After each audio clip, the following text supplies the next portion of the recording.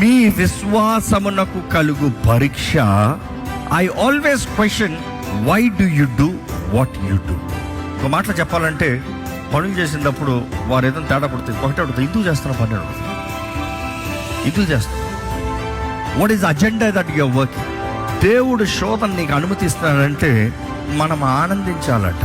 ఇందుని బట్టి ఆనందిస్తామో, no there is a reward. ఎందుకంటే చూడండి, ఎంత విశ్వాస అయినా కూడా, ఎంత రక్షించబడిన వాడైనా, ఎంత పరిశుద్ధాత్మతో నింపబడి ఆత్మ వరములతో నింపబడిన వాడు కూడా డిసిప్లిన్ లేదనుకో, ఆత్మ నియమానికి లోబడలేదనుకో, క్రమశిక్షణ కలిగి బ్రతకలేదనుకో, అది కూడా గొప్ప స్థాయిలో ఎదిగిన వాళ్ళు కూడా దొబ్బును పడుతుంది. What is that? You have to discipline yourself in the word. Consider pure joy. నీకు శ్రమలు కలిగినప్పుడు కన్సిడర్ ప్యూర్ జాయ్. దేవుడు నీకు పరీక్ష పెడతాడు, consider pure Joy.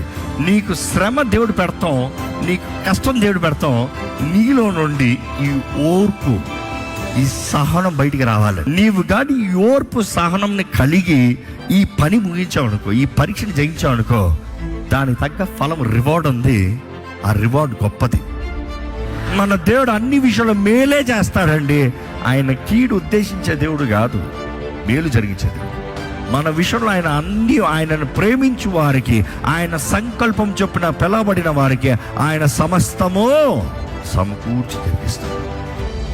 God is saying, have patience. But again saying patience means hold on. But as you hold on, do the right thing with the right attitude. Your attitude really matters. Your character really matters.